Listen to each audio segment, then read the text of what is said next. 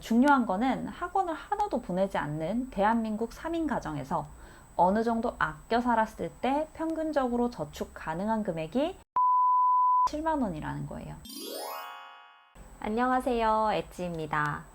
여러분, 저는 가끔 친구들이랑 카톡하다 보면 현타 느낄 때가 좀 있거든요. 저랑 똑같은 직장 다니면서 명품 목걸이 하고 다니고 매주 호캉스나 멀리 여행 다니는 친구들 있잖아요. 그러니까 시그니엘 가서 조식 먹었다고 하고 신라호텔 망고빙수 이거 98,000원 하더라고요. 이걸 먹으러 가기도 하고요. 그러니까 솔직히 부럽기도 하고 어디서 그런 돈이 나오지? 내가 지금 오버해서 절약하고 사는 건가? 뭐 이런 마음이 들 때가 있었어요. 그래서 사실 지금 생활에서 제가 크게 부족함을 느끼지도 않는데 주변 사람들을 보다 보면 가끔 혼란스러울 때가 있더라고요.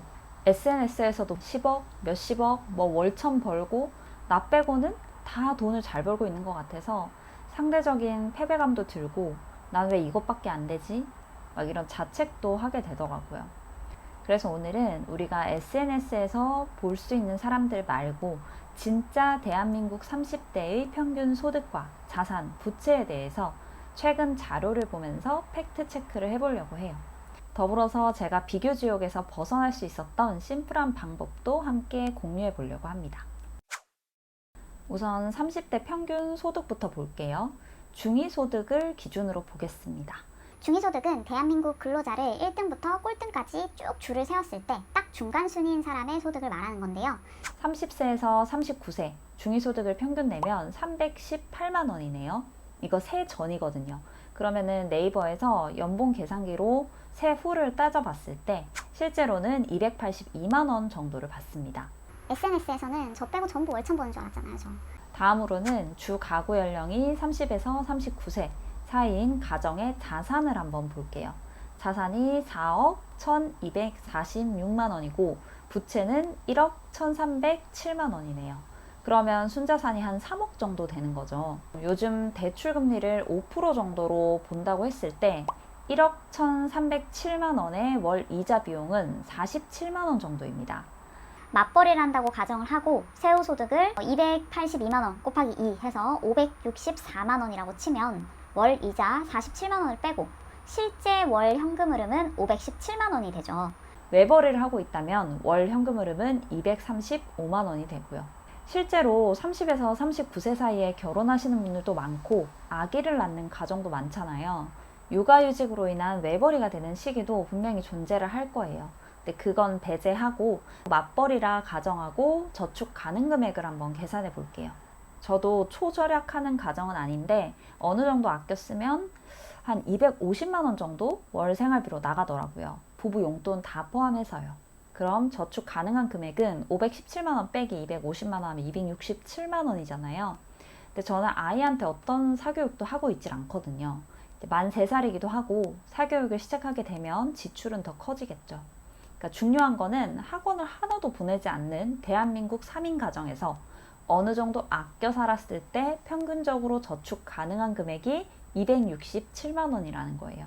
매주 호캉스 가고 외제차 사고 비싼 빙수 사 먹고 1년에 한 번씩 뭐 명품 쇼핑 가능한 삶이 이게 맞는 걸까요?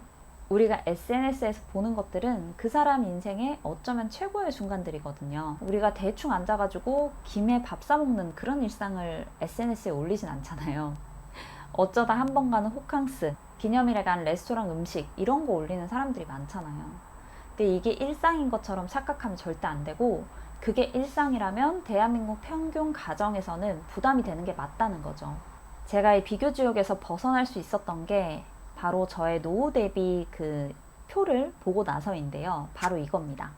제가 나이를 넣고 조회해보니까 제 기대 수명이 87.1세이고 딱 그때까지 산다고 가정하고 적정 노후 생활비를 계산해 봤어요. 부부 기준으로 60대 288만 8천 원이 필요하다고 하더라고요. 그럼 이걸 12개월 하면 1년이죠. 그리고 60대니까 60부터 69세까지 10년이잖아요. 그러면 약 3억 5천만 원 정도가 필요하고 마찬가지로 계산을 하면 70대에는 3억보다 좀 더 많이 필요하고 80대에는 거의 2억 정도 필요하더라고요. 그래서 총 8억 3,863만 원이 필요하다는 결론이 나왔습니다. 이거는 인플레이션을 반영을 안 했기 때문에 실제로 필요한 금액은 더 클 거예요. 어쨌든 267만 원으로 저 노후 자금을 모으려면 약 26년이 걸리더라고요. 지금 우리가 34세라고 가정하고 26년을 모으면 60살이잖아요. 그때까지 차도 바꾸지 않고 은퇴도 하지 않고 아이들 결혼 자금도 보태지 않고 딱히 어디가 크게 아프거나 투자에 실패하는 이슈 없이 꾸준히 월 267만 원을 모아야 노후에 적정한 소비를 하면서 살 수 있다는 거예요. 근데 이걸 계산해 보고 나니까 현재 가계부를 쓰고 예산 안에서 잘 생활을 꾸리고 있다는 게 이게 맞는 방향이구나 라는 확신이 생기더라고요. 노후에도 어느 정도 생활을 영위하면서 살려면 이 정도 저금은 당연히 해야 되는 게 맞구나 라는 생각이 드니까 남들이 먹고 노는 걸 봐도 현타가 안 오더라고요.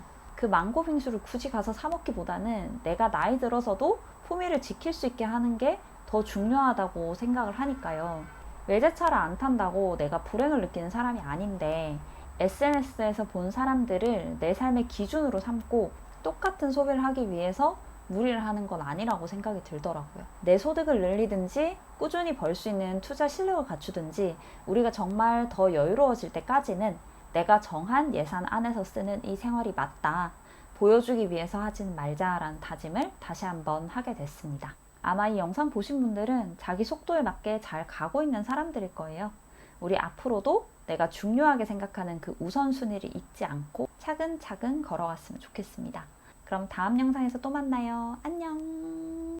When you look at successful people, you've talked to everyone in the world who is successful. What would you say is the one common characteristic that you find gets people to where they want to go?